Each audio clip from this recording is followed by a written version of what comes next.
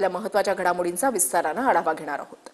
भाजपा आमदार लोणीकरांच्या शेतकऱ्यांवरील वक्तव्याने सभागृहामध्ये गदारोळ झाला। लोणीकरांनी माफी मागणं टाळल्याने विरोधक संतापले। दरम्यान माझ्या वक्तव्याचा विपर्यास केला, चूक असेल तर 1000 वेळा माफी मागेन असं लोणीकर म्हणाले आणि यावर माफी मागितली नाही हे राज्याचं दुर्दैव असल्याचं वडेट्टीवार यांनी म्हटलेलं आहे। लोणीकरांनी शेतकऱ्यांवर केलेल्या वक्तव्यावरून सभागृहात गदारोळ झाला।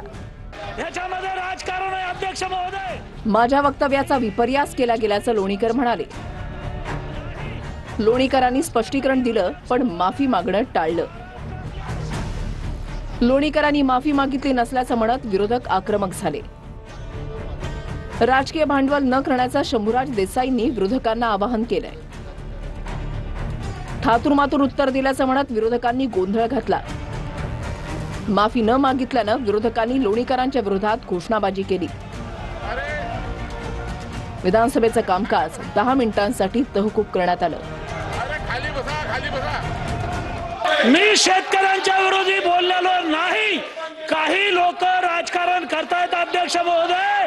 मला या सभागृहाला सांगायचं, 13 कोटी जनतेला सांगायचंय, माझ्या मृत्यूनंतर माझे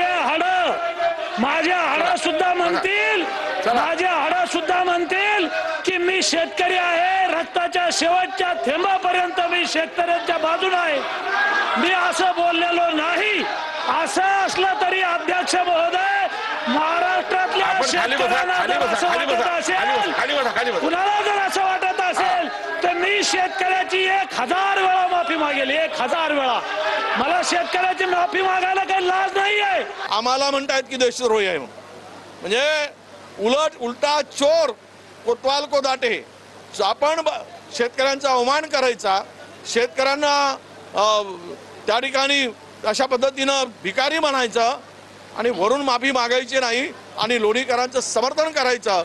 आज संपूर्ण महाराष्ट्राला कळून चुकलं आहे की लोणीकरांची भूमिका जी आहे तीच भाजपाची भूमिका आहे। म्हणून आम्ही माफी मागायसाठी त्यांना आग्रह केल्यानंतर त्या ठिकाणी सभागृह आज तहकूब झाला, परंतु लोणीकरांनी माफी मागितली नाही हे शेतकऱ्यांचं दुर्दैव आहे। ते म्हणतात की मी शेतकऱ्यांची 100 वेळा माफी मागतो, ऑन रेकॉर्ड त्यांनी माफी मागितलेली आहे। पण अशा पद्धतीनं तोडून मोडून दाखवलेल्या टीव्हीच्या वक्तव्याचा राजकीय भांडवल आमच्या विरोधकांनी सुद्धा करू नये आणि या विषयावरती आपण विनंती। आमची मागणी स्पष्ट होती की तुम्ही शेतकऱ्यांची माफी मागा, महाराष्ट्रातल्या तमाम शेतकऱ्यांची माफी मागा। ते काही मागायला तयार नाहीत आणि जेव्हा आम्ही मागणी केली की शेतकऱ्यांची माफी मागावी लोणीकरजींनी, तर जणू काय संपूर्ण भाजपची आणि एशनची गटाचंच पूर्ण भूमिका ही जे लोणीकर बोलले आहेत तीच आहे। शेतकऱ्यांबद्दल तसाच विचार करतात असंच आमच्या अंगावर आले। असो, आम्ही 8 आमदार होतो, आम्ही हाऊस बंद पाडलं कारण आमची मागणी हीच आहे की स्पष्टीकरण नको आहे आम्हाला। बबनराव लोणीकरजी यांनी माफी मागावी, ती महाराष्ट्रातल्या शेतकऱ्यांची मागावी, बाकी काही आम्हाला त्यांच्याकडून ऐकायचं नाही आहे।